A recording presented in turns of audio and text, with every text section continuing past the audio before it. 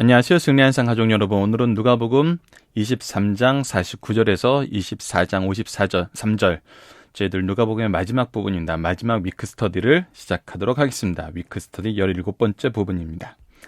승리한상을 말씀 중심 예배 중심의 성경 전문 교사를 양성하기 위해서 만들어진 성경 공부 교재입니다. 승리하는 삶이 2017년 4월 누가복음 20장에서 24장까지의 말씀을 함께 묵상했습니다. 저희들 1월부터 4월까지 누가복음 전체의 말씀을 저희들 연속 강해 설교로 여러분과 함께 나눴습니다. 승리한 삶은 발행이신 박유일 목사님의 구속사로 조망한 성경 연속 강해집을 통해서 편집이 되어 있습니다. 이번 4월에 새로 나온 신간에 대해서 알려드리도록 하겠습니다. 요엘 말라기 합본이 저희들 완간이 되면서 이제 조선지서가 완간이 되었고 앞으로 창세기의 이제 완간을 위해서 올해 한 해는 지나가게 됩니다. 이 일과 함께 지금 현재 저희들 요나서가 중국어 번역에 들어갔고 지금 되도록이면 요나서를 같이 영어 번역을 한번 시도해 볼까 합니다. 이 부분에 대해서도 올해 안에 좋은 결과가 나올 수 있도록 여러분들의 기도와 협력 부탁드리도록 하겠습니다. 자, 저희들 누가복음 전체를 내년이 아니라 다음 달부터는 좀 더 구체적으로 우리 이 승리하는 삶 팀에 대해서도 좀 설명을 해야 될 것 같아요. 지금 박유일 목사님이 강해집을 써주셔서 이 강해집을 내용으로 저희들이 승리한 삶을 편집하고 있고요. 이 편집을 하는데 이 편집에도 기준점이 있어요. 편집에도 당연히 기준점이 있어야 되죠. 책을 가지고 가르칠 때도 그 기준점이 있어야 돼요. 그 기준점을 우리는 지금 무엇으로 잡고 있냐면 전체 구조로 잡고 있습니다. 그래서 이 부분은 저희 주관이신 김천수 교수님이 지금 이 부분을 담당해주고 있어요. 그래서 그분이 나눠놓으신 박유일 목사님의 책과 김천수 목사님이 구조를 나눠놓으시고 박유일 목사님 책을 중심으로 살펴보기를 문제를 주시면 제가 이것들을 이제 그 달에 어떤 이게 좀 진행 상황이나 여러 가지 면을 고려해서 편집을 하고 제가 이제 이렇게 강좌를 만드는 일을 하고 있습니다. 이것이 이제 승리하는 삶 전체 말씀 훈련의 어떻게 보면 프로세스이고 이 일을 위해서 헌신하시는 분들입니다. 그래서 우리가 그 가운데에서도 이 구조를 본다는 것은 누가복음에서 얘기하고 있는 하나님 말씀의 본뜻, 즉 중심 사상을 찾는데 굉장히 유용합니다. 제가 볼 때는 가장 좋은 것 같아요. 특히 연속 강해 설교라는 이 강해 형식에서는 한 절도 빼놓지 않고 우리가 보고 있기 때문에 그것을 통해서 서로 앞뒤의 말씀이 어떻게 연결되어 있고 어떤 구조 안에서 이 말씀을 우리에게 전달해주고 있느냐, 이것을 봤을 때 우리가 말씀의 본뜻에서 벗어날 가능성이 가장 적어진다는 것이죠. 어떤 특정한 단어나 어떤 특정한 사건, 어떤 특정한 지역을 중심으로 보는 것보다는 말씀을 중심에 놓고 그 나머지 그 부수적인 것들을 우리가 연구에 첨가시키는 것이죠. 그래서 이 말씀 자체가 기준이 되는 거예요.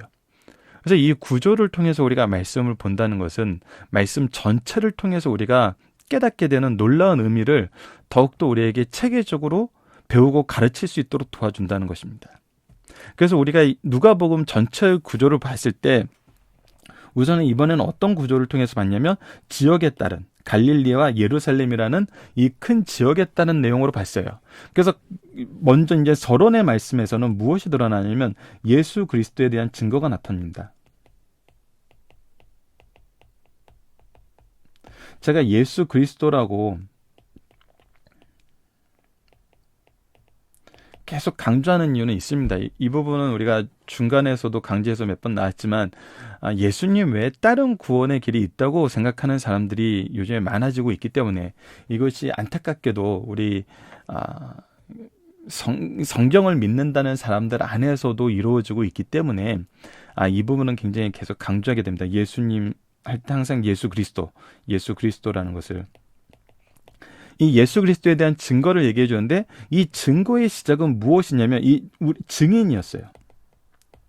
자, 이 말씀은 이번 주 말씀이죠. 이번 주 말씀에서도 동시에 드러나는데 예수님께서 우리에게 이 모든 일에 너희들이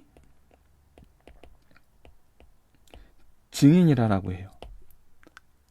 자, 이 증인이라는 것은 무엇에 대한 증인이란 거예요? 단순히 어떤 현상에 대한 증인이 아니에요. 우리가 이미 법정에서 무엇을 다툴 때 이 증거가 있고 증인이 있고 뭐 이렇게 복합적으로 보는데, 성경은 바로 이 복합적인 것이 같이 드러난다는 거예요. 단순히 본 것으로 끝나지 않아요. 이 보았던 것이 무엇을 보았는지를 가르쳐줘요. 무엇을 보았는가? 이것에 대한 기록이 바로 성경이란 거예요. 그래서 우리가 증인이라는 것은 바로 이 성경에 기록된 말씀의 성취를 보았다는 거예요. 성경은 항상 이것을 우리에게 가르쳐줍니다. 그래서 서론 부분에서도 나타났던 건 뭐냐면, 메시아에 대한 예언, 메시아에 대한 기록, 메시아에 대한 그 기록들이 자신들을 통해서 어떻게 성취되었고 이 일들을 증인으로 삼으신 하나님의 역사심이 드러나요. 그래서 이 증인들로 하여금 믿음을 더욱더 공고하게 세운다는 것은 무슨 뜻이냐면, 이 증인들 각자가 가져오는 이 증언들이 바로 성경 말씀의 성취임을 깨닫게 된다는 거예요. 그래서 이것이 짜임새 있게 되는 겁니다. 이 베이스, 짜임새 있게 되는 이 베이스는 뭐예요? 무엇이 짜임새 있게 되는 거예요? 바로 말씀이 짜임새 있게 되는 거예요. 그래서 말씀이 성취되었음을 내가 이렇게 실을 하나씩 갖다 놓는 게 되는 거예요. 여러분, 놀랍게도 예수님은 승천하시면서 우리에게 또 이 작업을 맡기셨어요. 이 일의 증인이라, 말씀의 성취니라. 예수 그리스도로 인한 구원의 성취가 어떻게 이루어지는 것을 너희들이 봐라. 이거에 대한 또 증인이 우리가 연약하여서 바로 이해하기 힘들 수도 있으니까, 무엇을 통해서? 사도행전을 통해서. 무엇을 통해서? 서신서를 통해서. 바울 서신서를. 또 무엇을 통해서? 공동서신을 통해서. 마지막 날에 이 모습에 대해서 우리가 믿음을 흔들리지 말라고 무엇을 통해서? 요한계시록을 통해서. 계속적으로 증언해 주고 계세요. 그래서 우리는 무엇을 보냐면, 우리 선조들의 증언들이, 말씀을 토대로 했던 그 증언들이 또 무엇 하는 걸 봐요? 우리에게 역사하는 걸 봐요. 그래서 무엇이 돼요? 이 증언들이 점점 확대돼요. 예수님 이후에 2000년 사는 바로 이 증언이 확대되는 거였습니다. 말씀이 참으로 진리이다. 하지만 죄악 세상이 만연해지면서 요한계시록이 이미 예언했던 대로 서신서나 공동서신에서도 계속적으로 강조하는 것이 무엇이었냐면 바로 거짓 선생들이죠. 이 거짓 선생들이 확대됨으로 이 놀라운 은혜의 확대를 오히려 외면하고, 오히려 이 증언의 능력에 대한 인정함이 점점점 사라지는 것을 볼 수 있죠. 이것은 바로 말세 때의 징조였어요. 이 또한 무엇이었어요? 하나님 말씀에 이미 예언된 얘기였어요. 경고된 말씀이었어요. 그래서 오히려 우리가 이 시대를 살면서, 이 어려운 시대를 살면서도 더욱더 무엇이 강해지는 거예요? 믿음이 강해지는 거예요. 왜? 이 모든 것이 하나님 말씀대로, 하나님 뜻대로 이루어지고 있는 것을 우리가 보고 있기 때문에, 하나님의 주권을 보고 있기 때문입니다. 자, 그래서 이것이 이제 앞뒤에서 지금 이 내용이, 이제 우리가 증인이라는 내용이 포함이 되어 있어요. 그 안에서 우리가 무엇에 대한 증인이라는 것을, 무엇에 대한 증언을 해야 되는걸 보여주냐면 바로 예수님에 대한 것입니다. 그래서 예수님에 대한 증언을 우리에게 어떻게 가르쳐주냐면, 첫 번째는 이미 준비된 사역자를 위해서 이 준비된 내용들이 누구로 이어져? 예수님의 활동으로 이어진다는 것입니다. 그래서 예수님이 활동하시면서 예수님이 누구신지를 먼저 설명을 해요. 능력을 통해서, 말씀을 통해서 설명을 해요. 그리고 동시에 무엇을 하세요? 제자를 선택하세요. 바로 구속사의 이 프로세스인 계승, 이 계승을 위한 준비 과정을 하신다는 겁니다. 증인들을 세우는 거예요. 제자를 세우는 거예요. 그 과정에 예루살렘 여행을 통해서는 여러 가지 비유의 말씀을 통해서 무화되어 제자도를 가르쳐요. 제자 훈련을 하시는 거죠. 잘못 배울 수 있는 거, 잘못 해석할 수 있는 거, 잘못 적용할 수 있는 거, 이것들이 꾸준히 제시가 돼요. 그래서 정말 예수님의 예루살렘 여행 이 내용은 정말 이 내용을 잘 편집을 해서 우리가 제시를 할 때 정말 좋은 이 제자 양성 교재, 아니면 리더 교재가 돼요. 리더 훈련 교재. 승리하는 삶에서도 이 부분에 대해서 지금 연구를 계속하고 있어요. 그래서 이 부분을 가지고 저희들 성경 전문 교사를 양육할 수 있는 이 책을 준비를 하고 있습니다. 그래서 이 부분도 우리가 이미 누가복음을 통해서 경험했던 거, 그리고 예전에 사도행전을 통해서 경험했던 거. 제가 가끔 실수하게 되는 게 뭐냐면, 이전의 말씀을 정말 조금 전에 나눴던 것 같은데 이것이 벌써 3년 된 거, 어떤 건 4년 된 것을 저는 아직도 정말 몇 달 전에 배웠다고 생각하고 적용하는 이 저희들 강좌에 이렇게 불러서 사용하는 경우가 있어서 승리하는 삶을 통해서 꾸준히 말씀 연구를 같이 하지 못하셨던 분들은 조금 당황할 수도 있겠다라는 생각이 들더라고요. 최근에 이제 그동안에 이제 승리하는 삶 연역을 쭉 정리하다 보니까 깜짝 놀랐어요. 창세기를 한 것도 이미 2년 전이더라고요. 그래서 횟수로는 이제 3년째가 돼가는 거예요. 그래서 창세기 1장부터 9장까지 했던 것이 벌써 그렇게 됐구나. 이제 10장에서 다시 창세기 시작하는데 굉장히 연수가 오래되었기 때문에 이 앞부분에 대한 정말 선행 학습을 조금 더 잘 준비해서 제시를 해드려야 되겠구나라는 생각을 하게 됐습니다. 그래서 어쨌거나 저는 이 부분에 대해서도 사도행전도 우리가 분명히 함께 했을 때 확인했던 것처럼 저희들이 이 부분을 이제 제자 훈련이라는 관점에서 여러분들이 이 누가복음 말씀을 마치신 후에는 이 9장에서 19장까지의 말씀, 엄밀히 말하면 9장 이제 후반부니까 10장에서 19장까지의 말씀을 가지고 여러분들께서 다시 한번 리더로서 말씀을 다시 리뷰하시는 시간을 가져주시길 부탁드립니다. 그리고 예루살렘 활동에서는 이 모든 것을 몸소 어떻게 실천하시는지를 보여줘요. 어떻게 예수님이 어떻게 이 일을 이루시고 어떻게 제자들에게 이 일을 확신시켜 주시는가, 굉장히 중요합니다. 제가 특히 중요하다고 생각하는 부분은 바로 이 예루살렘 활동 마지막 예수님에 대한 옹호와 찬양, 바로 이 부분입니다. 이 부분은 예수 그리스도의 죽으심과 묻히심과 부활하심 이후에도 연약한 제자들의 모습을 볼 수 있어요. 부활이 나에게 적용되지가 않아요. 나에게 무슨 의미인지를 몰라요. 우리가 지난주가 부활주일이었습니다. 저는 교회에서 이 부분이 그래서 가장 중요하다고 생각을 해요. 부활이 무슨 의미인지 몰라요. 이 제자들도 몰랐어요. 우리 성도들도 모를 수 있어요. 우리들도 모를 수 있어요. 부활이 항상 기쁘지가 않아요. 제자들도 마찬가지였어요. 그들을 두렵게 하는 환경은 변한 게 없어요. 그들이 더 강해지지도 않았어요. 부활의 주님이 눈앞에 나타났지만 그 안에 있는 참된 의미를 발견하지 못했어요. 참된 의미를 발견하지 못했다는 것은 결과적으로 무엇에 대한 발견하지 못하는 하나님의 주권에 대한,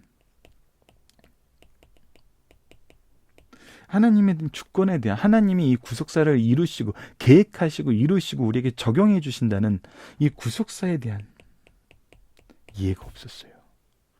그래서 뭐예요? 이걸 다시 가르치세요. 이 일을 위해서 기도하세요. 부활의 기쁨이 우리에게 적용되는 데는 이 예수님의 마지막 사역을 통해서 우리가 확인하게 됩니다. 그래서 이 부분이 굉장히 중요합니다. 우리가 이 내용을 가지고 도달해야 되는 부분이 바로 이 지점입니다. 제자도의 마지막은 바로 예수님이 부활하신 후에 제자들에게 나타나셔서 보였던 모습이 마지막 완성이라는 것을 우리가 반드시 보고 그 이후에 세워지는 사역의 모습을 우리가 사도행전에서 다시 한번 묵상해 봐야 됩니다. 그리고 결론 승천하시는 예수님의 모습에 대해서 나타납니다. 이 모습은 예수님의 높아지심이라는 우리 소요리 문답을 보면 28번째 질문이에요. 이 부분을 여러분들 같이 공부하시는 게 굉장히 좋습니다. 소요리 28번 예수님의 높아지심. 이 내용을 통해서 정리를 우리가 마지막 시간에 함께 하도록 하겠습니다. 자, 그 내용을 가지고 이제 이번 달 내용을 전체를 지금 배열해 놨어요. 좀 복잡하게 보이긴 하지만 이게 이제 앞부분이었고요. 이게 이번 달 내용이었습니다. 이번 달 내용이 총 4파트로 나눠져 있는데 예루살렘으로 입성하신 예수님을 통해서 평화의 왕으로 오시는 것을 봤고 우리가 성전에서 가르치신 이 예수님과 예수님의 재판과 죽음 이 내용은 정말 두 가지 면에서 반드시 기억해야 돼요. 이거는 하나님의 계획이었다는 거. 그러니까 인간의 계획에 의해서 예수님이 억지로 십자가를 지시거나 마지 못해서 지신 것이 아니라는 거. 우리가 그래서 이 부분에 대한 설명을 요한복음하고 굉장히 자주 연결해서 말씀드렸어요. 그리고 저희들 같이 지지난주에 업로드 되었던 고난주간 말씀을 통해서는 마가복음과 같이 얘기를 했고요. 그래서 마태, 마가, 누가, 요한복음 전체의 내용을 박유일 목사님 강해지를 보면 사복음서 부분은 이 부분을 다 같이 묶어놨습니다. 그래서 어떤 책으로 보시든지 여러분들이 좀 더 자세하게 보실 수 있도록 안내를 해놨어요. 이 내용을 가지고 여러분들이 확인해 주시기 바랍니다. 다시 한번 확인해 주세요. 평화의 왕으로 오신 예수님, 항상 말씀을 가르치신 예수님, 말씀 중심의 계시 의존 신앙을 마리아의 기름 부음을 옥합을 깨트림을 통해서 보여주신 예수님, 예수 그리스도의 죽으심과 겸손을 가르쳐 주신 성만찬과 세족식을 우리가 봐야 되고, 그리고 항상 기도하시던 예수님, 기도함으로 간구함으로 이 일을 이루셨던 예수님, 그리고 십자가상에서 가장 7원 우리가 지난주 금요일에 얘기했던 대로 용서의 길, 구원의 길, 사랑의 길, 강구의 길, 사명의 길, 믿음의 길, 겸손의 길을 보여주신 예수님. 이것은 바로 예수님이 우리를 향한 사랑 안에서 이루어진 거예요. 사랑하기 때문에 하신 거예요. 사랑으로 인해서 된 거예요. 그것을 보시고 이번 주에 이제 부활하신 예수님을 통해서 이 모든 예수님이 보여주신 이 길을, 십자가의 길을 우리가 어떻게 걷게 하시는지를 우리가 이번 주에 보도록 하겠습니다. 그리고 예수님의 높아지심을 통해서 예수님의 재림을 소망하는 우리 승리한산 가족 여러분들이 되었으면 합니다. 자, 그래서 이번 주에 우리가 함께 묵상할 내용은 뭐냐면 누가복음 전체를 통해 처음과 마지막까지 무엇을 통해 말하고 있음을 볼 수 있나요? 바로 성경입니다. 이것을 통해 우리가 집중해야 하는 삶의 모습은 무엇입니까? 바로 말씀을 나누는 거예요. 말씀을 나누는 데에는 항상 같이 되는 것이 있어요. 그것이 바로 기도예요. 이것을 우리가 24장 마지막 부분에서 다시 한번 확인하도록 하겠습니다. 이번 한 주도 이제 누가복음 마지막 부분입니다. 마지막까지 함께해 주신 우리 승리한산 가족 여러분들, 85개의 강좌, 거기에 17개의 위크스터디, 지금 100개가 넘는 강좌를 통해서 우리가 함께 해왔는데 이 말씀을 여러분들이 필요하실 때마다 필요한 파트 다시 꺼내보시면서 말씀의 은혜를 놓치지 않는, 말씀의 은혜를 풍요롭게 누리는 우리 승리한산 가족 여러분들이 되기를 기도합니다. 감사합니다.